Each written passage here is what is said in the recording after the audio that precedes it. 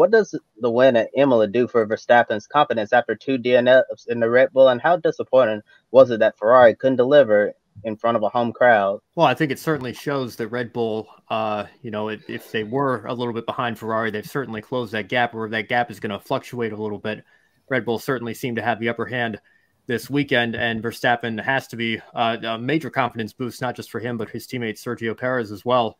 That gap that you see on the screen there is certainly not insurmountable. I just did a video on First Take for my YouTube channel, and I was reminded making that video of what Stephen A. Smith often says about the Dallas Cowboys in the NFL. What can go wrong will go wrong. And I feel like if you look at Formula One, you could maybe say Ferrari are the Dallas Cowboys of Formula One, certainly since I've been following the last half decade to decade or so. When you look at everything that's gone wrong for Ferrari, every year it seemed like they were on top of preseason testing. We expect them. This is the year that they close the gap. This is the year that they take a run of a championship. And then inevitably, I was expecting it to happen closer to the middle of the season. But they get too many weekends like this.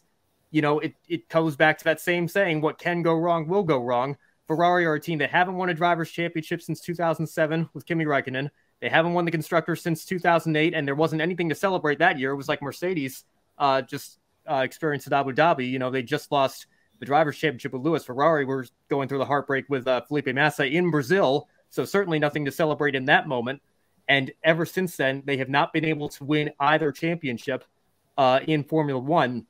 It looks like they're on pace for a good year this year. I think they're the favorites. I think they certainly could win the championship this season, but they have too many race weekends like this. They've been known to bottle the strategy sometimes. And, Charles Leclerc, I have to say, why not just take it easy, come home in P3, maximize the points you're going to get out of this weekend. He's lucky he didn't crash out and leave Ferrari with 0 points combined with their two cars resulting from the Grand Prix this weekend. So, I would caution people before we start penciling in Ferrari as the championship favorites. We have to consider this team's history. And, unfortunately, they have a history of doing this. I'd be a little bit worrisome if I were a Ferrari fan right now, because too many weekends like this, and Red Bull, certainly if they have their reliability issues squared away, which it looks like this weekend they did, I think Red Bull would certainly be the favorites for the championship if that's the case. Right now, I think we have a fight on our hands, even though Leclerc does still have a full race advantage. It was always going to be a situation where, he wasn't going to run away with the championship. You knew Red Bull were going to bounce back.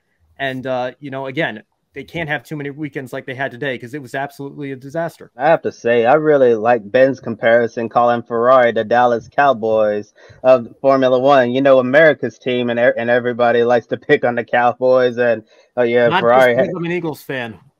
Yeah, Yeah. Ask Skip Bayless about the Dallas Cowboys. I don't know if we should go that far, but I would make the comparison either way. That's just what they remind me of right now. And I know. I just want to caution people because they have a history of doing this. Oh yeah. Yeah. Ferrari definitely has quite a history, and we like to make fun of Ferrari and their strategy. Death, taxes, and Ferrari messing up their strategy call. It's just one of the things that are just given in Formula One.